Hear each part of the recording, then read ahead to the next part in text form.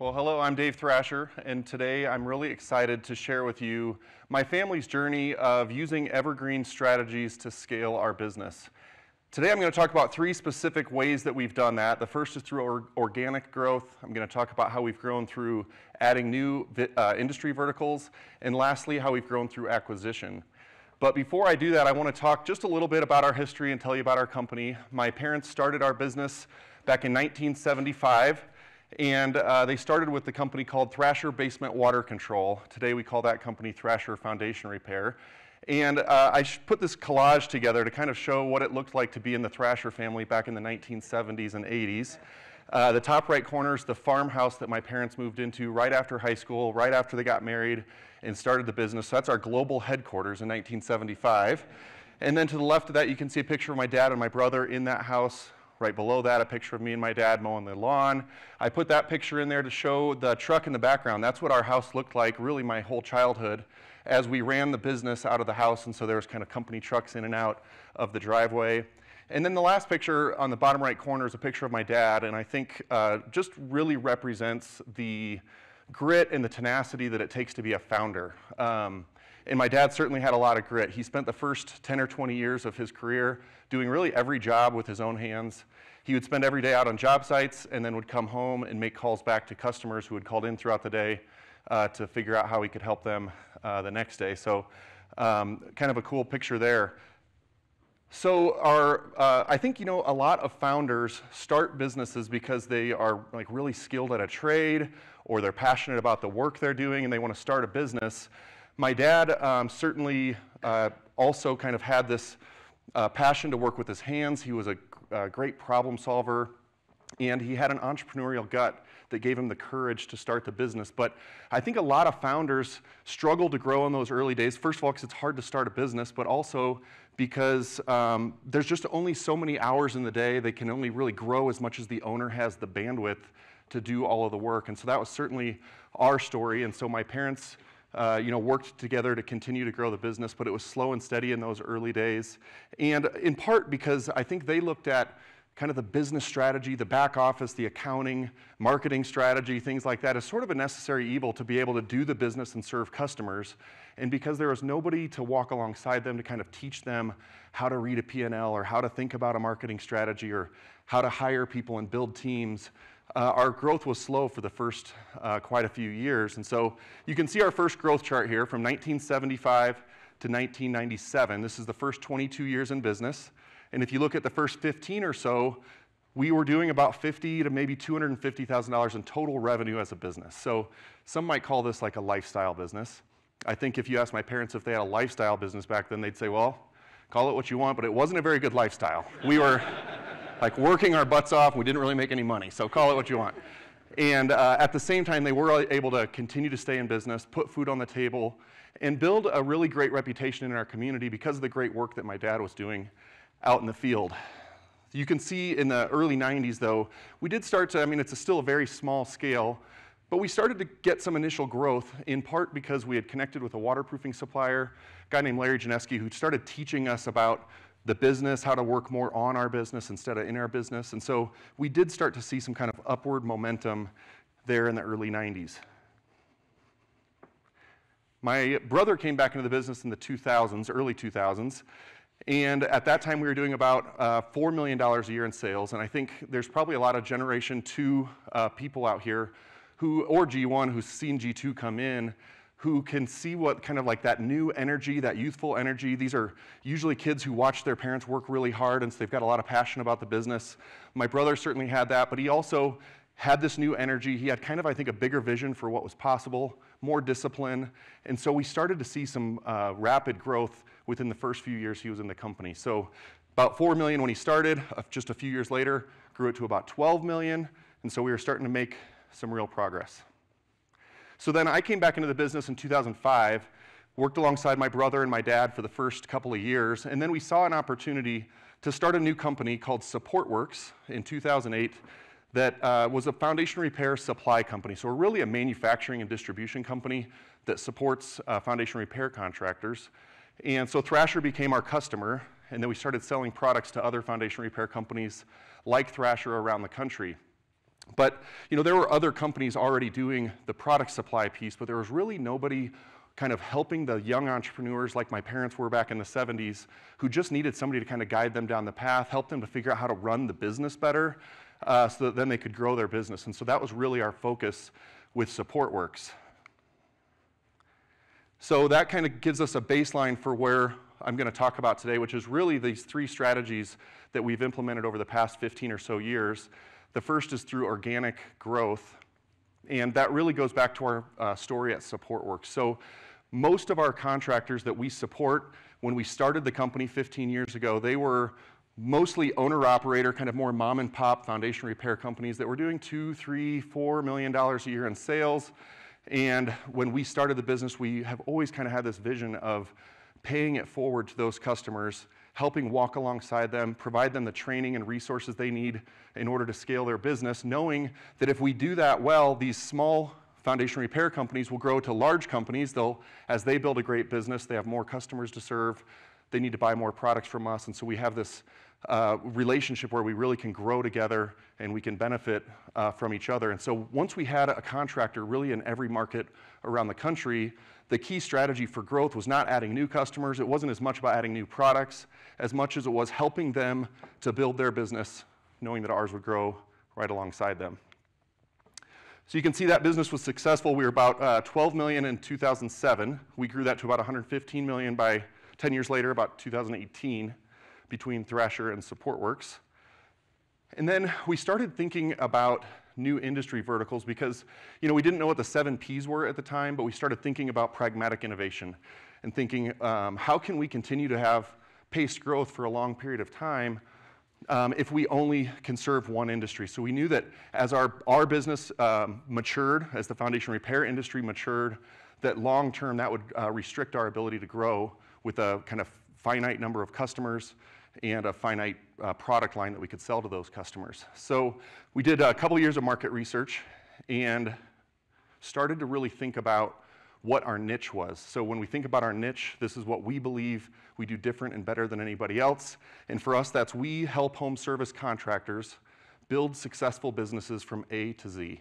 And so when I say A to Z, we help them with their marketing strategy. We help them convert the leads they generate into sales in the home, help them figure out how to get the work in the ground, all the back office support that they need for HR and accounting, all the systems, the technology, the software. We provide all of that to help them build a great business. And so the point is, as we're thinking about this, the widget that we sell or the industry that we serve really is secondary to what industry needs somebody to help make these contractors more successful. And so we started trying to really think about what home service sectors would make sense for us, and of all things, we landed in the garage renovation space. So we started a company called Hello Garage, and that's a business that installs garage floor coatings, storage, organization. We really just make garages a much nicer place. So we started that business in 2020, just a couple of months before the pandemic, with a corporate store. So that's essentially our corporate headquarters in Omaha. We said, let's start a company, let's run some water through the pipes, let's kind of figure out what didn't translate as much as we thought it would from our foundation repair experience, tweak the model, kind of refine the processes, and after we do that, we'll be prepared to sell franchises across the country. So after about a year in 2020, which is quite an interesting year to start a company, we started selling franchises at the end of 2020.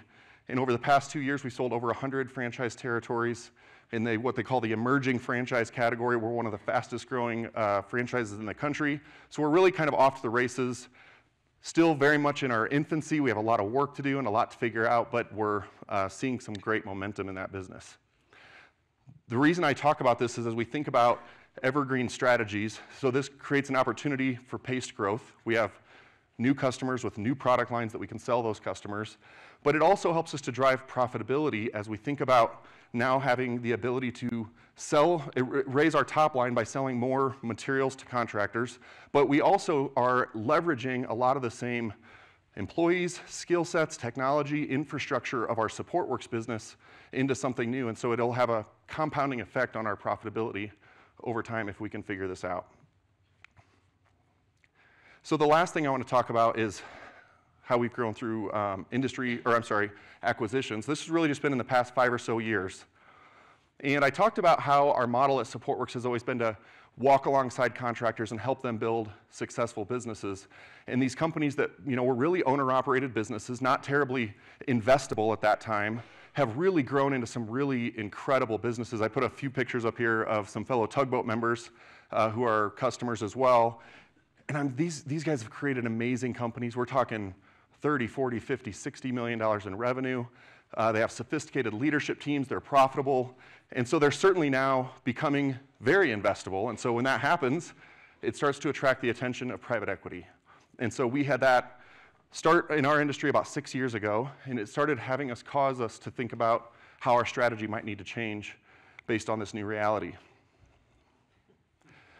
Dave Orton shows this from time to time. I love this picture. This is the picture of the man behind the curtain. This is our private equity friends, who are the greatest salespeople in the world. And then you have us over on the left with our Evergreen basket, trying to figure out how we navigate this new world that's where we're trying to be an evergreen business now in this world that's heavily influenced by private equity. And this private equity firm that we compete with in particular has really targeted our customer base for acquisition, which makes sense. We have generally the largest foundation repair company in every market. They all follow the same processes. They use the same software. They follow the same training. And so if you're going to do a roll-up strategy, it makes sense to roll up companies that kind of look a lot alike and have a lot of synergies. And they've had success doing that over the last 5 years. They've bought quite a few of our customers. So we had to start thinking about how we pivot our strategy to not only keep those customers, but also give them options for not needing to sell to private equity. So, we didn't know what the Evergreen 7 Ps were at the time, but my family always had really strong convictions about being privately owned and building an enduring family business. And so we started reaching out to our personal and our professional networks to try to learn about private equity, learn about what business owners think about when they're thinking about selling. And so I reached out to a guy named Bo Burlingham. A few of you may have heard of him. And reached out to Bo. He had written the book Finish Big, and I wanted to pick his brain about what are owners thinking about when they're thinking about exiting? How can we relate to our customers who might be in that boat? And he heard my story, and he said, I'm happy to help. But you really need to talk to this guy named Dave Orton. And you need to learn about this group called the Tugboat Institute. I think it would really resonate. And so when we heard about the Tugboat Institute, we learned about the Evergreen philosophy. It really codified our beliefs as a family. It gave us really the courage to stay the course in a time where we were really kind of trying to figure out what do we do next. And we love our customers. We've built friendships with our customers, and we would hate for them to sell to private equity simply because they just didn't know there was another alternative. And so again, we started trying to kind of pivot our philosophy and our strategy to figure out how can we stay evergreen, stay the course, but still compete in this new reality. So we started acquiring companies when it made sense for us, and so you can see here we've actually acquired or grown into about 11 new markets in the past 5 years.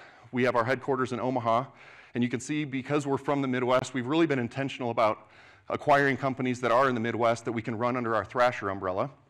But we have some great customers who were at ages where they wanted to retire. They didn't have a great succession plan as far as kind of multi-generational opportunities. And so in those cases, we'll buy those companies as well, or we'll partner with a few of those. And if they're in states that are not adjacent to Nebraska, we'll kind of let those businesses run autonomously, which I'll talk more about here in just a second. So you can see, what really felt like a threat, and still is sort of a competitive threat, is really also been a blessing in disguise. Our family would have never really thought about this type of expansion. Acquisitions really wasn't on our radar. And it's now created this opportunity for us to work with some more great companies, serve more customers. And you can see we've experienced considerable growth with the addition of Hello Garage and acquisitions just over the past few years. So yeah, we're 50,000 in 1975 to about 300 million budgeted for 2022. So I want to talk about just a couple of specific lessons that I've learned, a few strategies we've implemented, specifically as it relates to being evergreen and doing acquisitions, because it's really difficult to do both, I think. And so the first lesson that we've learned is that not every deal is right for us. When we first had a few customers sell to private equity, I took it really personal. It was really hard.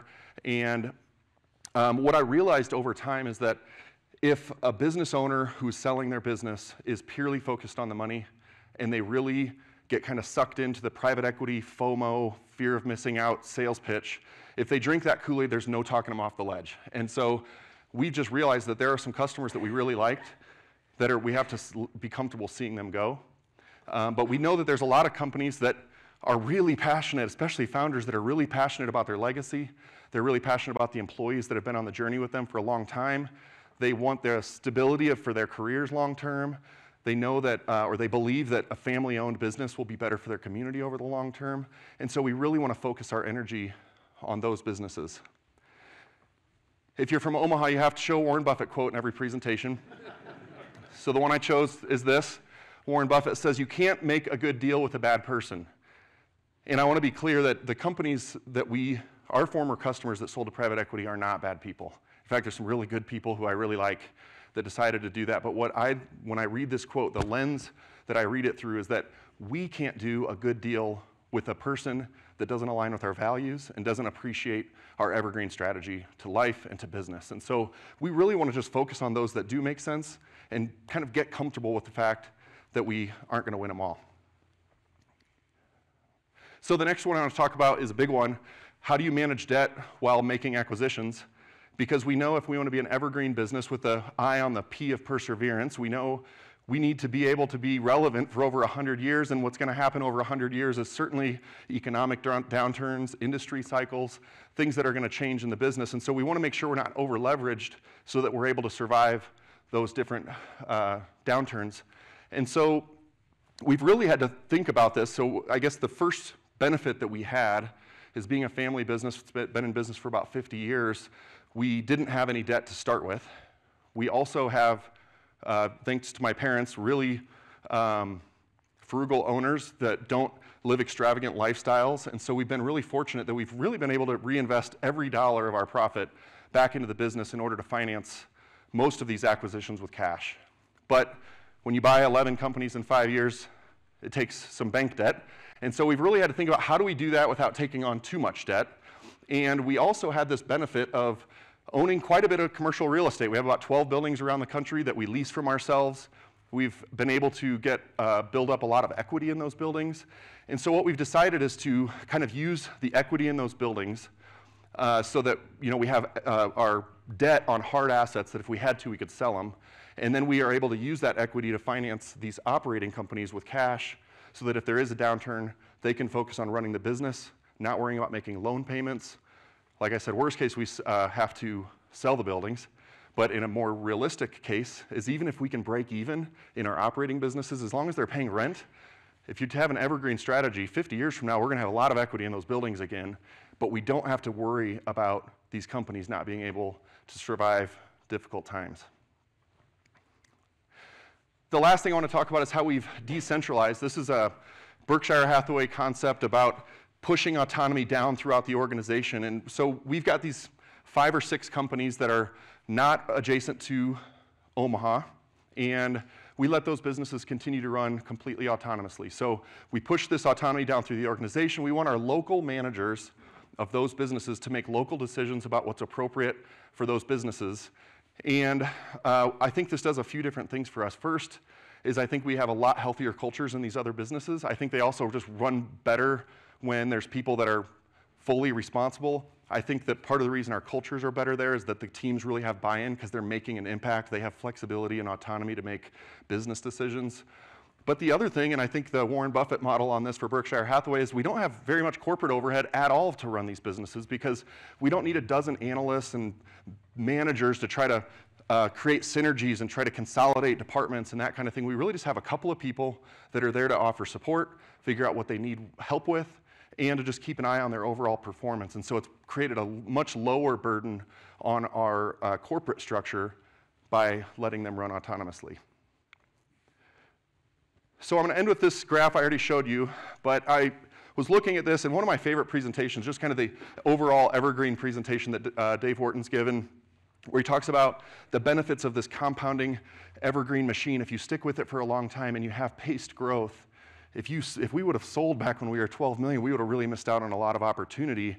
And so I just asked, I don't know how to do spreadsheets whatsoever, so I asked my analyst at work to put a compounding growth curve from back in 1975 at 50,000 in sales and put that on, and so it ended up being about 22.5% compounding growth. And The point is, if you stick with it for a long time, powerful things can happen. You start to enjoy this hockey stick type of growth that is only possible if you really stick with the Evergreen 7 Ps. So I'll end with a simple message, which is simply that the Evergreen model works. If you stick with it, our family is really excited to see what that hockey stick growth can look like over the next 50 years as we continue on our Evergreen journey. Thank you.